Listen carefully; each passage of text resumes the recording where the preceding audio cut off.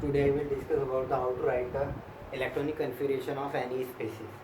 So students, इसको करने से पहले मैं आपको बता देता हूँ कि इसके अंदर जो है हम फॉलो करते हैं अबाव रूल. ठीक है, तो अबाव रूल के अकॉर्डिंग हमारे जो इलेक्ट्रॉनिक कन्फिगरेशन है वो कैसे लिखे जाते हैं. सो अबाव ने क्या बोला था कि हमारे जो इलेक्ट्रॉनिक कन्फिगरेशन है वो एनर्जी लेवल की बेस पर उसको लिख सकते हैं. तो उसको उसने पर्टिकुलर नाम दिया जिसका नाम था इलेक्ट्रॉनिक कन्फिगरेशन. ठीक है, तो इस इलेक्ट्रॉनिक कन्फिगरेशन की ट्रिक है वो मैं आपको बता रहा हूँ. ठीक है, क्योंकि मैक्सिमम स्टूडेंट्स को प्रॉब्लम रहती है कि सर किसका एनर्जी लेवल ज़्यादा है और किसका एनर्जी किससे कम है. तो उसके लिए सिंपल सा आपको याद रखना है स्कूल स्कूल पब्लिक स्कूल. ठीक है, school school public school public school. उसके बाद Delhi public school Delhi public school, थोड़ा गैप दे देते हैं. ठीक है, और नेक्स्ट जो होगा हमारा focus Delhi public school. Focus Delhi public school.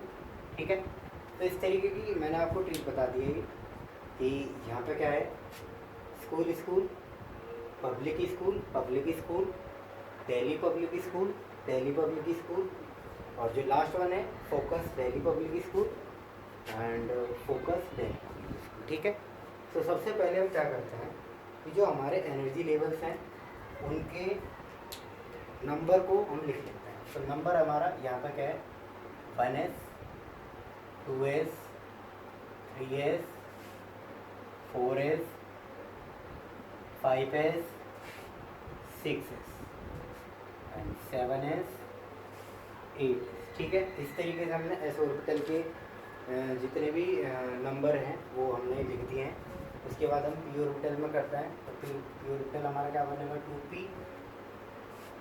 3p and 4p 5p 6p and 7.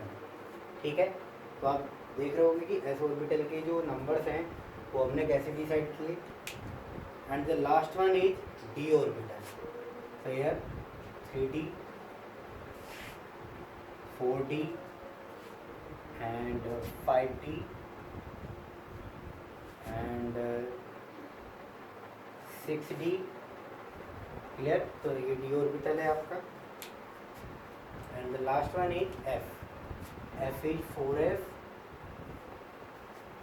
And 5f. Clear, तो इस तरीके से आपको ये कर लेना है. अब सबसे ये तो आपकी ट्रिक है जो आपको पता बताएगी कि सबसे ज़्यादा एनर्जी लेवल किसका है. सबसे पहले आपको 1s भरना है, उसके बाद 2s 2p 3s 3p 4s. ये सारा आपका क्या है एनर्जी लेवल का एक ऑर्डर है. जो पैटर्न मैंने आपको बताया है वो आपको याद कर देना है. ठीक है, सिंपली अब जैसे हमारे पास कोई भी एग्जांपल ले लो आप. एग्जांपल है जैसे निकिल 28. ठीक है, इसका इलेक्ट्रॉनिक कन्फिगरेशन आपको करना है. तो सिंपली सबसे पहले आपको क्या करना है कि हमें ये पता होना चाहिए कि लास्ट वीडियो में मैंने आपको बताया था SPDF. एस के अंदर कितने नंबर ऑफ इलेक्ट्रॉन भर सकते हैं मैक्सिमम 2, पी के अंदर मैक्सिमम 6, डी के लिए 10 और एफ के लिए कितना था 40. ये आपको ट्रेंड फॉलो करना है. तो सबसे पहले आप इसमें लिखोगे 1s और एस ऑर्बिटल की कैपेसिटी कितना है 2.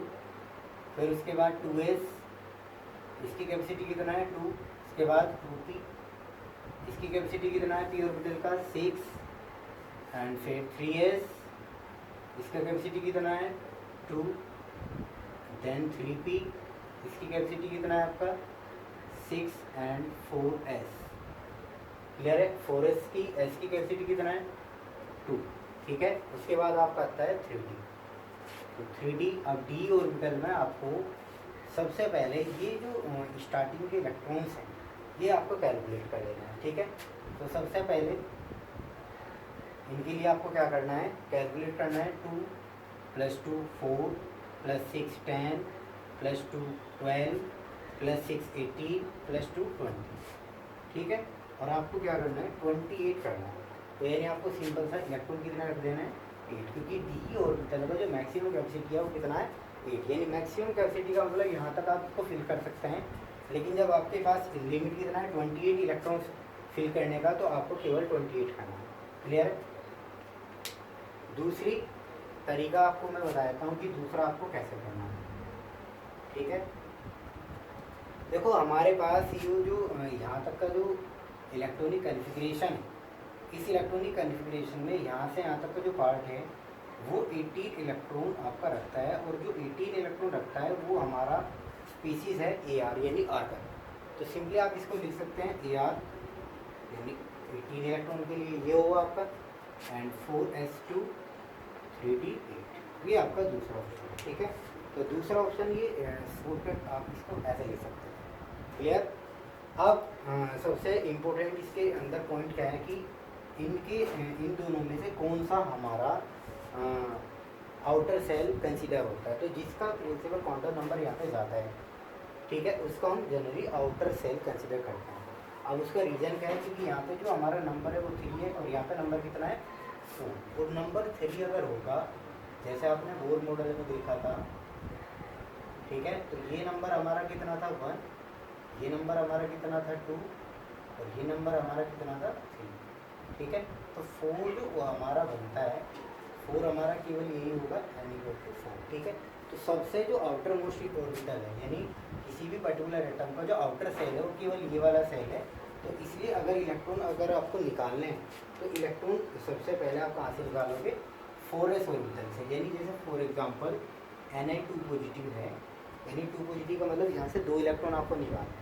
तो सबसे पहले आप नॉर्मल कन्फिग्रेशन ये लिखोगे इसका, और जो इलेक्ट्रॉन आपको निकालना है वो इलेक्ट्रॉन आपको निकालना है 4s सेल से, ये भी 4s 3d8। ठीक है, कुछ राइटर इसको ऐसे भी लिख सकता है AR 3d8 4s 0, लेकिन आपको ये याद रखना है कि इसका आउटर सेल केवल 4s। अब यहाँ पर 4s 0 है, तो आप सिंपली आप इसको AR 3d8 भी लिख करके छोड़। ठीक है, तो ये कुछ आपकी ट्रिक थी इलेक्ट्रॉनिक कन्फिग्रेशन निकालने के लिए। आप किसी भी पर्टिकुलर स्पीशीज़ का इलेक्ट्रॉनिक कन्फिग्रेशन ऐसे लिख सकते हैं। अब इसमें एक इम्पोर्टेंट पॉइंट भी मैं आपको बता देता हूँ। जैसे हमारे पास 2 स्पेशल केस माने जाते हैं, जैसे कॉपर और क्रोमियम। ठीक है, तो क्रोमियम का एटॉमिक नंबर होता है 24 और कॉपर का कितना है 29। तो क्रोमियम का जब एटॉमिक नंबर हमारा 24 है, तो इसको सबसे पहले आपको क्या करना है, नॉर्मल कन्फिग्रेशन जैसे इसका करोगे तो नॉर्मल कन्फिग्रेशन से आपका बनेगा 4s2 एंड 3d4। क्लियर? अब जैसे हमारे पास कॉपर का है, कॉपर का भी हम लिख लेते हैं, तो नॉर्मल कन्फिग्रेशन बनेगा 4s2 3d9। ठीक है, सो स्टूडेंट्स यहाँ पे क्या होता है, स्टूडेंट्स यहाँ पे ये होता है कि यहाँ पे लगता है अगर हम डी ऑर्बिटल का हाफ फील्ड अगर करते हैं, हाफ फील्ड इसका कितना बनता है, यानी हाफ फील्ड यानी 5 इलेक्ट्रॉन्स। तो 5 इलेक्ट्रॉन्स अगर होंगे या फिर 10 इलेक्ट्रॉन्स होंगे तो अदर स्पीसीज़ के कंपेरिजन में इनकी स्टेबिलिटी थोड़ी बढ़ जाती है, जिनको आप एक्सेप्शन भी बोलते हैं। ठीक है, तो एक्सेप्शन के केसेस में आपको थोड़ा सा ध्यान रखना है, यानी यहाँ पर हो जाएगा 4s1 और ये क्या आ जाएगा 3d5। ठीक है, तो 3d5 और 4s1 का रीज़न ये है क्योंकि यहाँ पे हमारा जो इलेक्ट्रॉनिक कन्फिग्रेशन है वो फॉलो करता है हाफ फील्ड फिलिंग, इसको फॉलो करता है। और जो हाफ फील्ड फिलिंग है as compared to this one, तो ये ज़्यादा स्टेबल होगा और ये थोड़ा कम। ठीक है, तो इसलिए हम ये ट्रेंड फॉलो करोगे, ये ट्रेंड फॉलो नहीं करोगे। और जैसे हमारे पास कॉपर है, कॉपर में आप ध्यान रखना कि इसका जो नॉर्मल कन्फिग्रेशन है वो आपका ये होगा, लेकिन अगर कभी भी फुल फील्ड का चांस लगता है आपको, तो आप सबसे पहले फुल फील्ड करोगे क्योंकि इसकी स्टेबिलिटी थोड़ी ज़्यादा होगी। तो यहाँ पे आपको जो होगा फुल फील्ड आपको लग रहा है, फुल फील्ड फिलिंग में आपका जो होगा स्टेबिलिटी ज़्यादा होगा, मोर स्टेबल, जिसको आप बोल सकते हैं मोर स्टेबल। ठीक है, तो ये ज़्यादा स्टेबल होगा एज कम्पेयर टू दिस। ठीक है, तो आप ये ट्रेंड फॉलो करोगे, ये ट्रेंड नहीं फॉलो करोगे। ठीक है, और वन इम्पोर्टेंट पॉइंट मैं बताता हूँ, किसी स्टूडेंट्स को अगर ये इलेक्ट्रॉनिक कन्फिग्रेशन लिखने में अब भी कोई प्रॉब्लम है तो सिंपल सा आपको ट्रिक याद रखना है।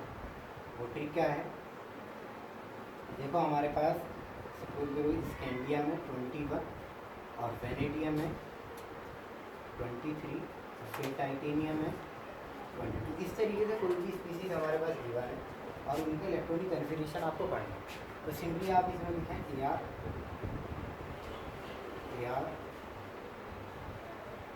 ठीक है। और आपको पता ही है 4s सेल इसके अंदर आने हैं, 4s2 एंड 4s2, ठीक है। देन 3D ठीक है। तो सबसे पहले मैं आपको बता देता हूँ कि इसके अंदर ये बताओ यहाँ पे कितने नंबर हैं, 1 तो 3D में आएगा 1, यहाँ पे कितना है 2 तो 3D में आएगा 3, यहाँ पे कितना होगा 2, यहाँ पे आ जाएगा, ठीक है। लेकिन ये ध्यान रखना, ये ट्रिक आपको जो आपके एक्सेप्शंस हैं उन एक्सेप्शंस में नहीं लगानी है, क्योंकि एक्सेप्शंस में आपको सबसे पहले ये देखना पड़ता है कि कोई भी पर्टिकुलर स्पीसीज हाफ फील्ड को फॉलो कर रही है या नहीं। अगर करने की टेंडेंसी रखती है तो फिर आपको ऐसा नहीं करना। तो केवल ये 2 केसेस आपके क्रोमियम एंड कॉपर जिसमें आपको ये नहीं करना है।